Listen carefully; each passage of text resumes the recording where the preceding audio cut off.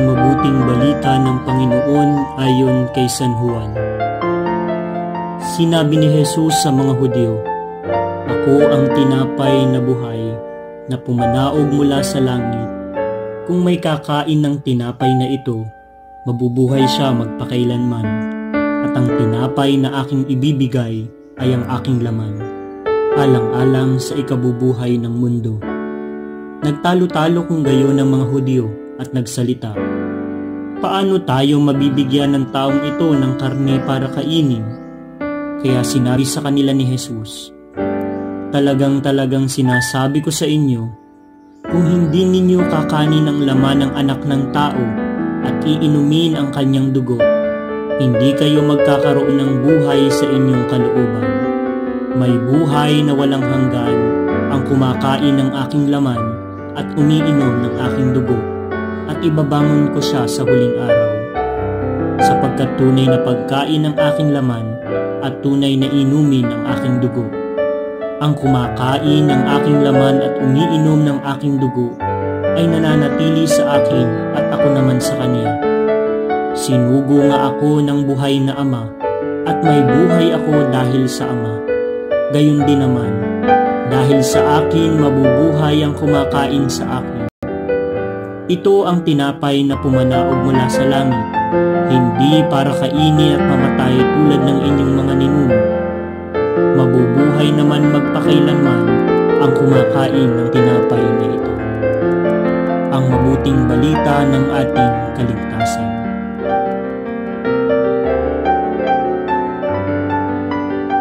Magandang araw mga kabahagi. Happy Corpus Christi Sunday. Ngayong linggo ay pinagdiriwang naman po natin ang dakilang kapistahan ng kabanal-banalang katawan at dugo ng ating Panginoong Jesucristo. Muli, halina't sama-sama ang salitang namumutawi ay ating ibahagi.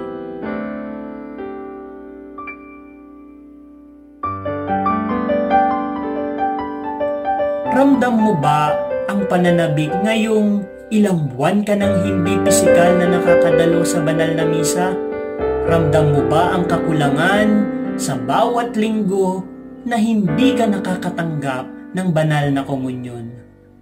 Marami sa atin, ganito ang pakiramdam. At this time, many of us getting used to attend live stream masses via television, radio, Facebook, or any available digital media. But then, there is still the sense of lack. Mayroon pa din kulang. Bagamat malaking tulong pa rin ang mga ganitong pamamaraan upang mapalago at mapalalim ang ating buhay pananampalataya sa kabila man ng pinagdaraanan nating krisis at pandemya. For us Christians, this is true because the Holy Mass is not just a church activity that we are obliged to attend. The Holy Mass is not just a celebration that makes us to feel belong in the Christian community every time that we participate. More so, the Holy Eucharist, the bread and wine that we are receiving in the Holy Communion. It is not just a normal and ordinary bread and wine. It is not just merely a symbol of Christ's body and blood.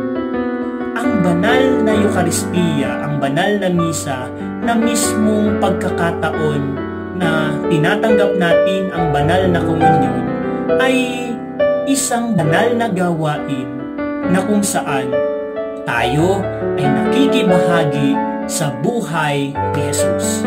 The Holy Eucharist specifically is the exact life story of Christ, both His humanity and divinity.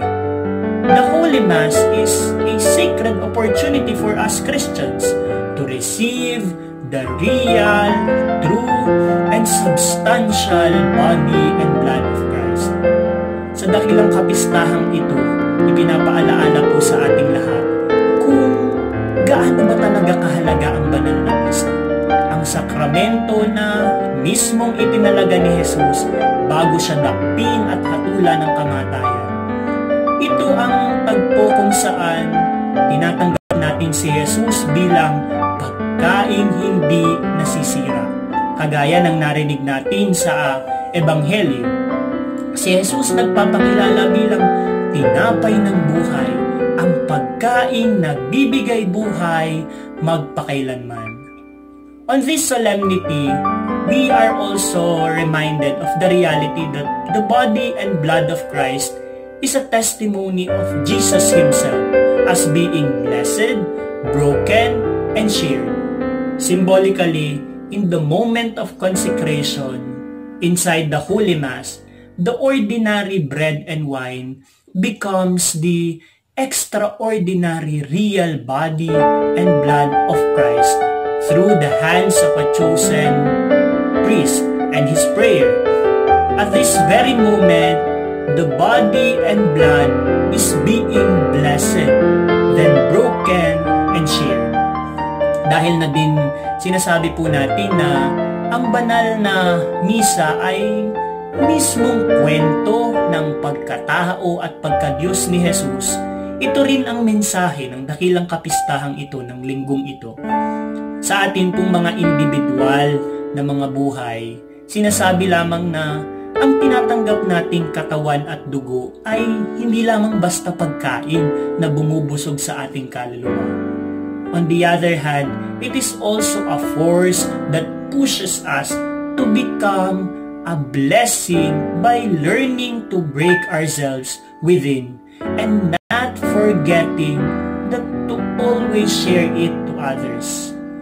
Jesus made Himself blessed by obeying always the will of God for Him and having a constant and deep relationship to the Father in heaven through prayer.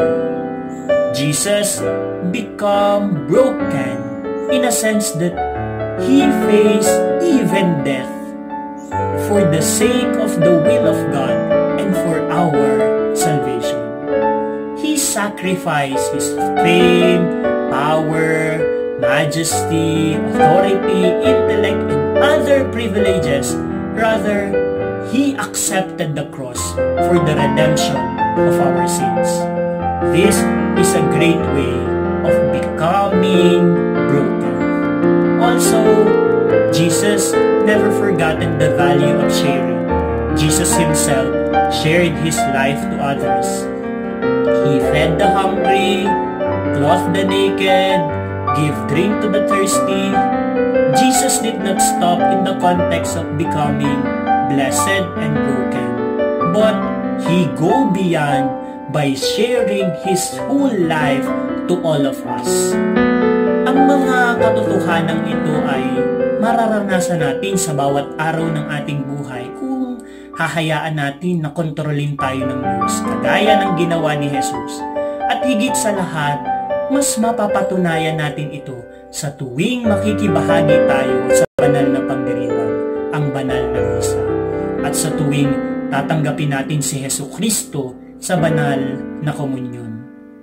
Ngayong tila gutom at uhaw tayo sa banal na komunyon, naging positibo pa rin sa kabilang banda ang pandemyang ito dahil mukhang mas binigyan tayo ng panahon para mapagnilayan at maunawaan kung ano ba talaga ang tunay na halaga ng katawan at dugo ni Jesus na tinatanggap natin sa loob ng banal na misa. Nawa, sa panahon pong ito na marami sa atin ang hindi pisikal na nakakadalo sa banal na misa, mas makita nawa natin gamit ang mata ng pananampalataya ang tunay na kahulugan ng mga bagay na ito.